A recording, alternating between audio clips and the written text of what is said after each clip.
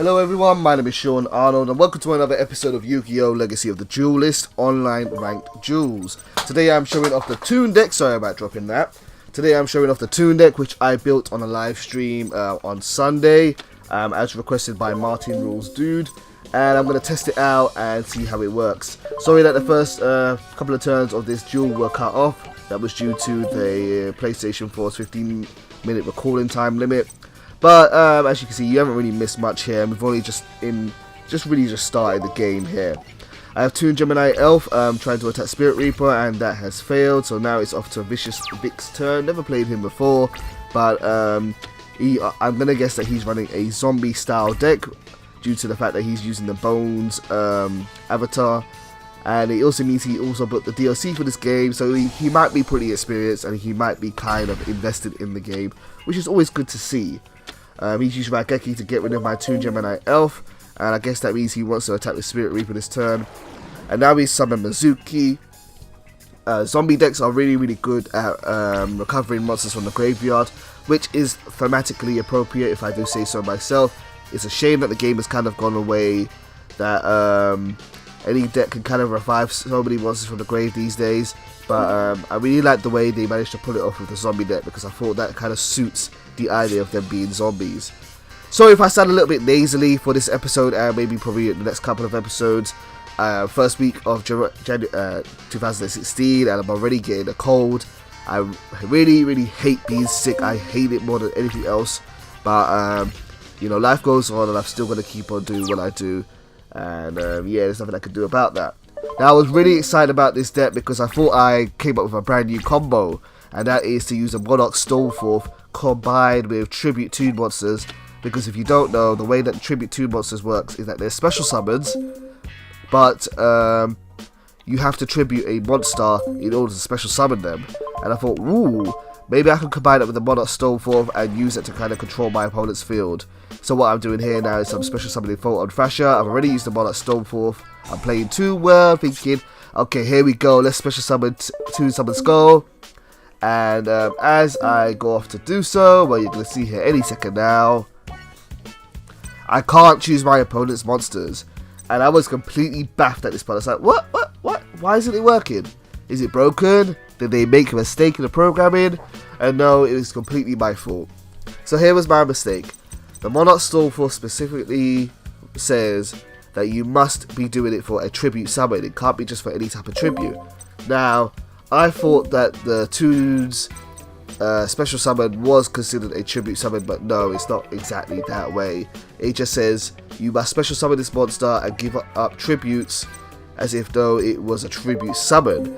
It's not technically a tribute summon, and therefore I can't use the Monarch Stoneforth with these TOONS tribute monsters. It really sucks that doesn't work. And yeah, this whole duel was kind of a botch. So from this point onwards, this duel was kind of boring in my opinion. Not a lot happens. I'm going to be fast forwarding up the rest of the gameplay for this footage, because normally, even though I will test my decks out several and many times, at least 10 times before I make any changes, I'm going to go back to the deck shop and make some changes to this deck here. So by about now, the match should be coming to an end, and Vicious Vic should be beating me. His deck was really cool. I think I really liked the way his zombie deck worked, and the way how all of his monsters got changed into zombies, so he can bring them back as if though they were zombies.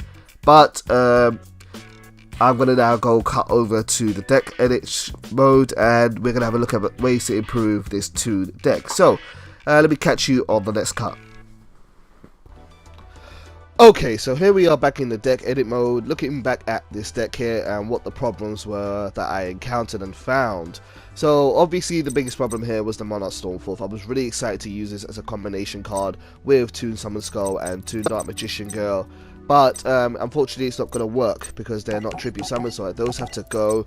And the other card which I really took out was the March of the Monarchs. That also had to go because it is dependent on tribute summons. So where do I go here from this deck? Well, there's a couple of ways which I could go and I thought about, and one of those ways, or one of the easiest ways to go, is that I could increase the number of Soul Exchange, because unlike the Monarch Stoneforth, Soul Exchange is not dependent on tribute summons. It's just any types of tributes, and therefore that would still work with cards like the TOONS Summon Skull. Now, I'm starting to feel at this point that this deck is going in two different directions. You've got a big focus on using your opponent's monsters to be tributed, but then you've got other cards such as 2 Gemini Elf and 2 Goblin Attack Force, which has nothing to do with that whatsoever. So, the deck is starting to feel a little bit split down the middle, and therefore I have another deck here on another example of where I kind of just brainstormed some ideas on what would be better suited to these types of cards. If I start off with the tribute style cards, if I wanted to continue focusing on using 2 Dark Magician Gale and 2 Summon Skull, I could use more copies of Soul Exchange, as I just said, and Snatch Steel. I could also use copies of Scapegoat to also fill up my field, because these monsters are special summons and they can use tokens for special summons, because they're not technically a tribute summon, so that would still work. In addition, because of all the dark monsters in this deck, I could also use a Lure of Darkness, which would be good. And in case I didn't really want it to be stuck to just high level monsters, I could also use this with 2 Cannon Soldier, who has the same effect as regular Cannon Soldier, in that you contribute 1 monster to inflict 500 damage to your opponent, but he's not a high level monster, so I can normal summon him quite easily. Plus, he doesn't need too well on the field in order to be brought out. As well as this, I also did a bit of farming, and I got more copies of Ghost Trick Jack Frost. And those can be used in the same way they're used in Monarch decks, as well as Battle Fader, to stop my opponent from attacking and have a monster on the field so that I can then tribute it. So that's one direction this deck could go. If I were to focus more on cards like 2 Gemini Elf and 2 Goblin Attack Force, however, this deck would need to go in a different way. And one of my ideas, or something I didn't realize with all of these 2 cards, is that even these big monsters here, even the older ones, they also summon from, what do we call it, summon sickness, in that they can't attack the turn they are summoned. Now, that's a real downside. It really sucks that they can't attack the turn they are summoned. They're hard enough to bring out as it is, especially these ones here, which are tribute monsters, or technically not tribute monsters.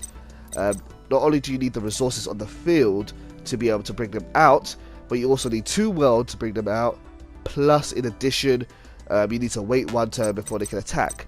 That could be mitigated with the use of skill drain, and that could allow them to return or to just attack the turn they are summoned.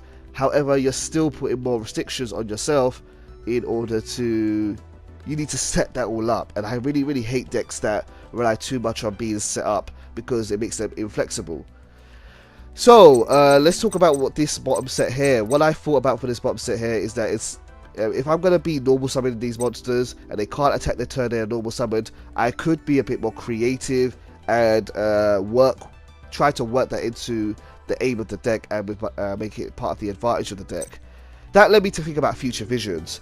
Future Visions is a field spell card, and what happens is when a normal monster is summoned, you have to remove from play that monster. Then during your next standby phase, the controller who summoned that monster returns it to the field in attack position. That's really good, because if I can't work with these monsters anyway or attack with them, they'll be taken off the field. And that also covers another one of my big problems with the 2 monsters, is that sure, you can bring them out and you can summon them and they'll be on the field waiting to attack on the next turn, but then you've got to protect them for that turn so that they're not destroyed before they can attack on the following turn. By using Future Visions, it takes them off the field, out of play, and means your opponent can't really hurt or attack them. The downside to this is that if Future Vision is destroyed, your monster will be permanently removed from play before they can get back. So kind of a downside there. Similarly, we also have Stumbling. This is a card which doesn't see much play. It used to see a lot of play in cloud control decks, but you don't really see it too often. And how this card works is that any monster that is normal summoned, flip summoned, or special summoned is changed to defense position. So this kind of works with the idea is that if we're not going to be attacking, let's force ourselves into defense where we are protected by life points and not just kind of vulnerable. Not really great with these monsters. Their defenses aren't really that good. In fact, they're really weak with defenses, but at the same time it does work against my opponent. So my opponent, if they're trying to swarm the field, they won't be able to attack straight away either. Both of these cards kind of achieve that objective. On top of that, if I'm focusing more on the normal summon monsters or these, I could use lots of copies of Vanity's Emptiness, which will restrict both players from special summoning, and I can't really try to use that too much in this deck at the top, because well, most of these monsters need to be special summoned in order to be effective. So the deck can go to one of two ways here, and I already made a deck, or made my decision, and the way that I'm going to take this deck is in this follow means here, and I'm going to focus on Gemini Elf and 2 Goblin Attack Force. The reason why I want to focus on that is because I think this style of 2 deck has just too much setup work for it. Let's say everything was perfect and the world was the way I wanted it to be, and I wanted to bring out 2 Summon Skull, and let's say I didn't have Skill Drain on the field for that matter. For me to use 2 Summon Skull, I could use Soul Exchange, get rid of my opponent's monster and bring him out for free. That's fine, assuming I have 2 world on the field. Then I have to wait 1 turn on top of that in order to attack with him. That's waiting 2 turns just to do 1 thing. It's kind of really slow in my opinion. Even worse than that, let's say I wanted to use, say, Jack Frost in order to bring out 2 Summon Skull. I would have to wait 1 turn for my opponent to attack to use Jack Frost or Battle Fader. Then I would have to wait on the next turn. I would then have to use 2 Summon Skull, and then I have to wait again, hopefully that he won't be destroyed, in order to bring out, in order to be able to attack with him. It's really slow, and I really don't like it at all. So I'm going to try and focus with these guys a bit more.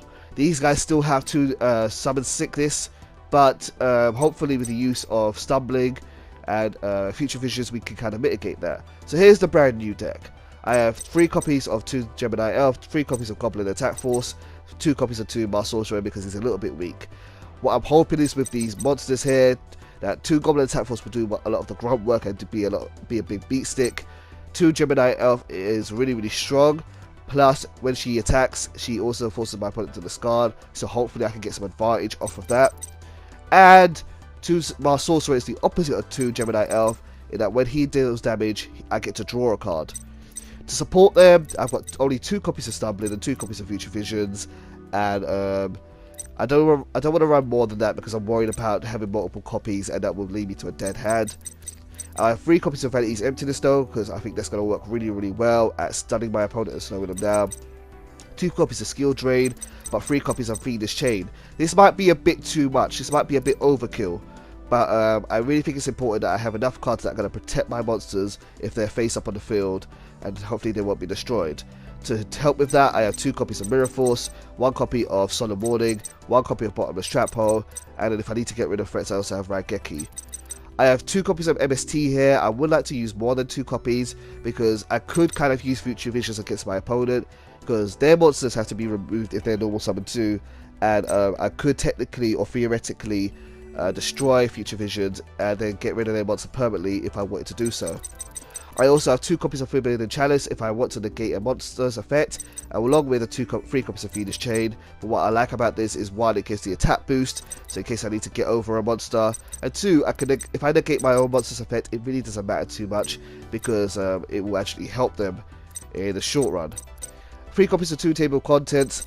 I'm not even going to bother with Tomb World. I don't really think I need it. Actually, yeah, I'm going to run 2 copies of Tomb World and try them out, but I don't really need it. And I don't really like the idea that if my Tomb World is destroyed, all my monsters are going to be destroyed either. But I do like the appeal of being able to attack directly. I'm just going to use 1 actually, just to try it out, but I don't really think I need it. Now to round out this deck here, I think I'm going to just, well, I've really got a load of spells and traps.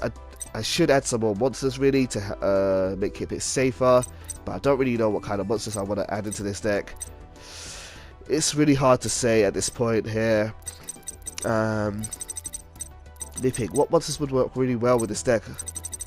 I mean, I could just use Photon Thrasher again and try him out, I guess, but it's not really ideal. But I'm kind of losing ideas here, and I'm worried that this video will go on too long, that some of it will get cut off. Okay, well, that's the deck as it is. And hopefully that kind of works out. I might get rid of Photon Thrasher, I might change that, but we'll see when I start testing this deck. So there's the brand new Toon deck. Let's hope it works out and hope it's a little bit more consistent and stronger than it was before. Anyway, I need to stop this video because I'm scared that the recording will be too long, so I'll see you guys in a few days once I have started testing out this deck. Thank you for watching, take care.